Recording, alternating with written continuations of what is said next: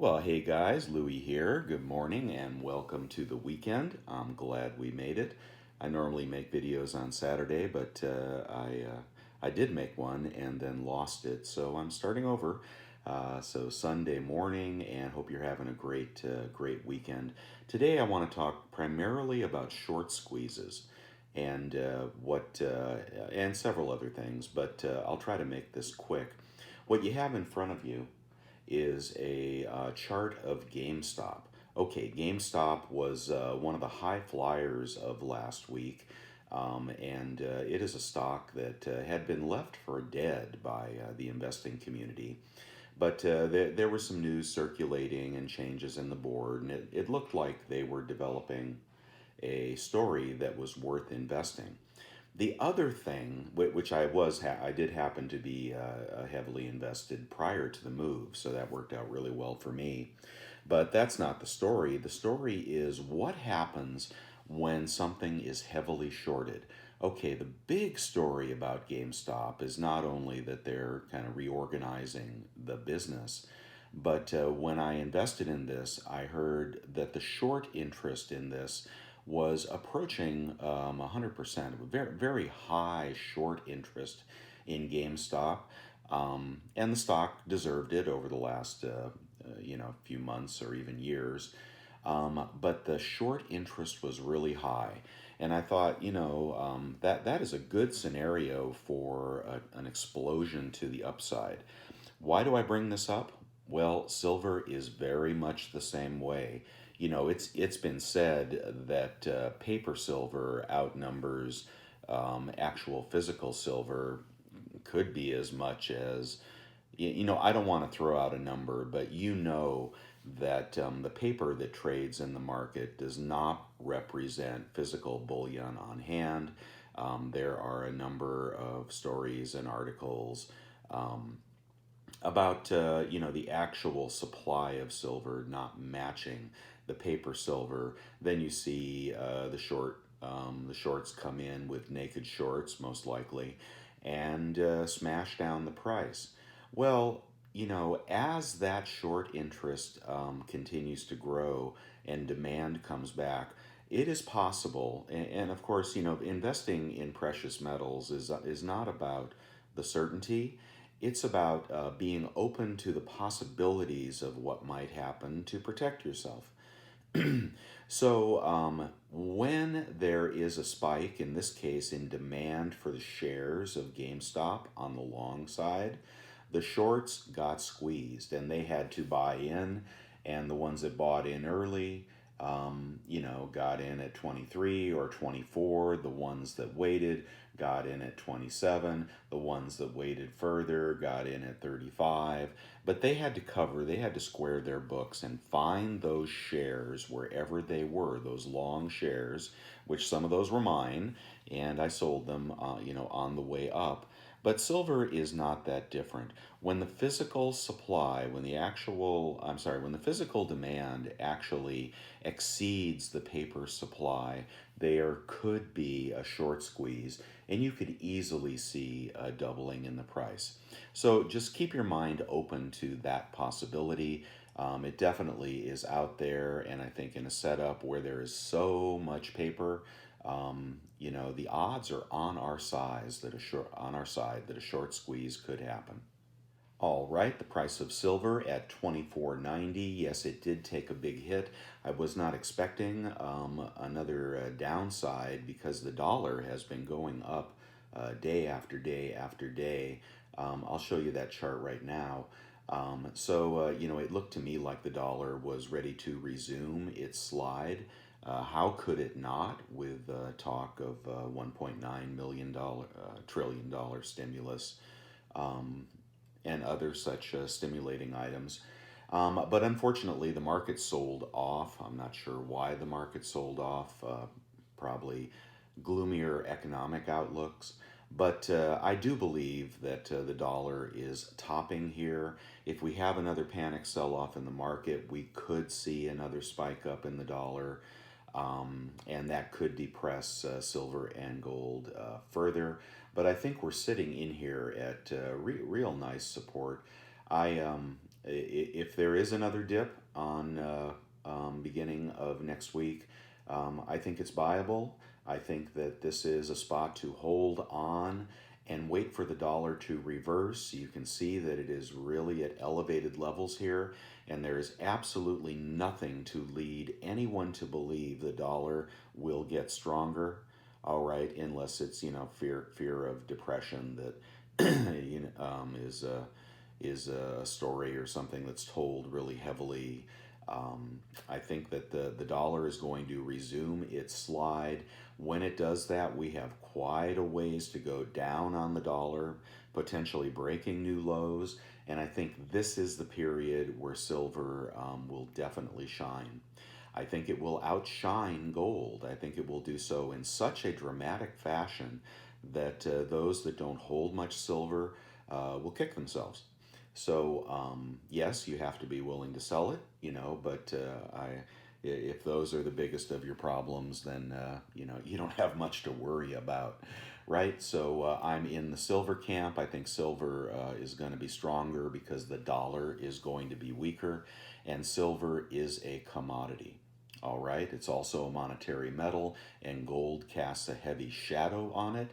But silver is also an industrial metal primarily, and silver will take its place among all the commodities that are skyrocketing higher in this inflationary environment.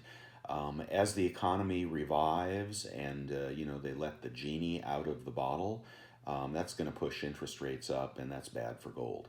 I think gold will continue to escalate a little bit, but I think silver is going to flex its muscles here very soon. So that's my story, and I'm sticking to it. But you can see where the dollar is, and you can see where the stimulus talks are. Some really foolish stimulus talks by Biden.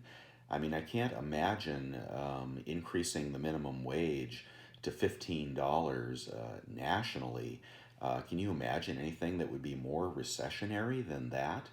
All you have to do is go back to when we made Hawaii a state. Last time I visited Hawaii, I asked about the sugar industry, and the locals told me that the sugar industry was extinguished when they became a state, and the U.S. mandated our minimum wage.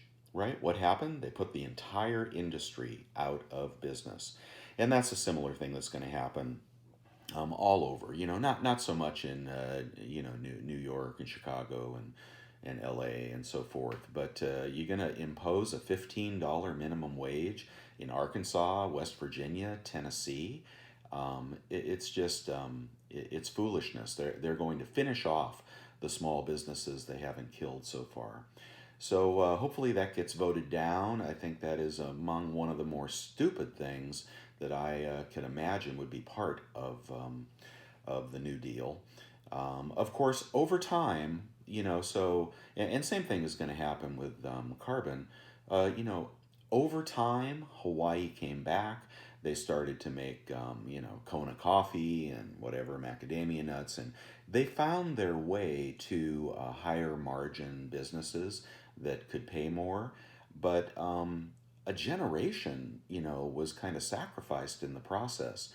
So I don't think that is the recipe to get us back on track here. But we're going to see more and more of these New Deal proposals with the Democrats in charge.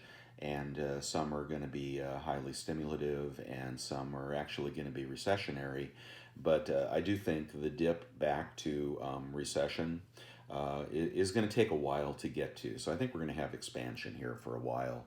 That's why I think that interest rates could go higher, and that's why I think that obviously the stimulus will cause the dollar to go lower. There's no paying it back, there's no tapering it. There's nothing that can be done except modern monetary theory.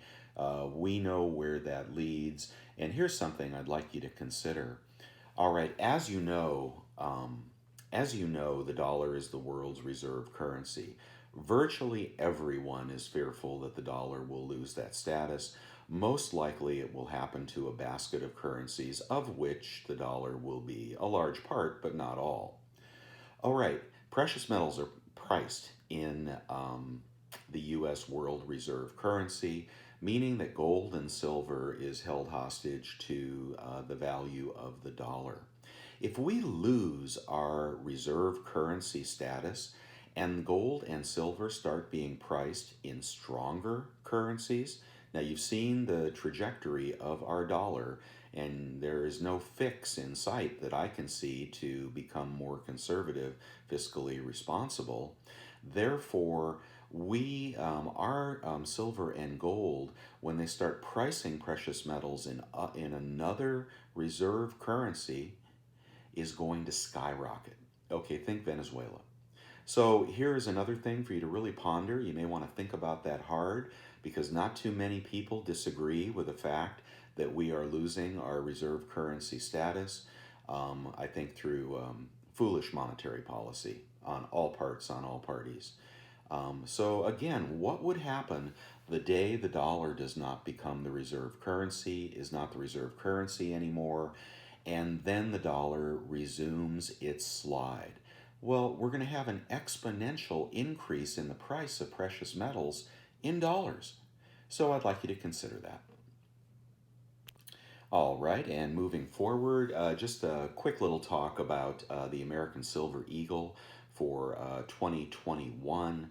Well, I still do think that those are worth collecting, but I see the U.S. Mint has come right out of the gate with 4 or 5 million coin production here in the first part of 2021. Now that does not mean they're going to produce 4 or 5 million every month for the next 4 months. I'm still hoping for a mintage under 10 million in the first few months. If silver starts going up again, then demand will rise, and I'm not sure. People buy more when the price is going up, and that could raise that mintage. They could, try to mint more to supply the rising demand. If the spot price of silver stays flat or declines, then probably fewer people will buy them. But I'm still picking up American Silver Eagles for 2021, and I'm still hoping for lower mintage. It could be that they really cranked on those to supply demand early on, and they're already working on the conversion to the new design. What is also interesting is on the gold side, which I had not examined, but I see production of gold eagles for 2021 looks pretty anemic, especially in the fractionals. So if you'd like to take a look at that, perhaps this thesis, will work for gold as well. But the premiums on the fractional golds were sky high when I went to look for some. Leads me to believe they may be in short supply as well, but that is clearly a speculation. Might be worth picking up a few fractional gold eagles. If you take a look at the production numbers, you'll see that some are pretty scantily produced. I know the mint said at one point they would only do silver or gold, that's confusing. Maybe they've produced all the silver they want to produce for a while, and they're gonna convert over to gold for a while with the old design. I'm not sure. Just food for thought, and I'd love to hear your thoughts on that. All right, so I think it's a good weekend to go shopping, and I wouldn't hesitate to do that. There's plenty of stuff out there to buy. Watch for the low premiums. Get something you like. I favor silver here over gold, but I think both are cheap.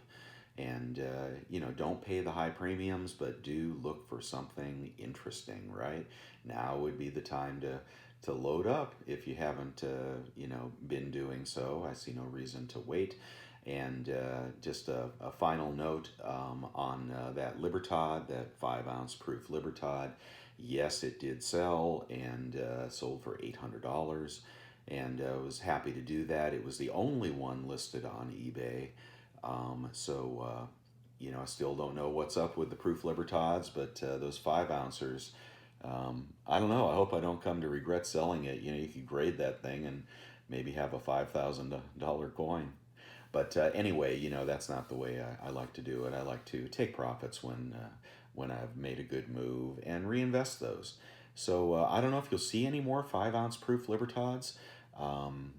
there's only handfuls of them out there. So how the mintage could be as high as they say, I don't know. I really don't know how proof mintages could be as high as they've stated when the supply of them is almost non-existent out there. So, I hope you're still making hay with that. Keep your eyes open, and most of all, look for the golds. Those are the lottery ticket of the day. If you can find some BU, and better yet, the proof gold at a reasonable price, keep looking for those, and keep watching for other cool stuff to come out. There's always something. All right, I'll catch you guys next time. Hope you have a long weekend. Happy Martin Luther King Day as well if you're off on Monday. And I'll check you later. Bye.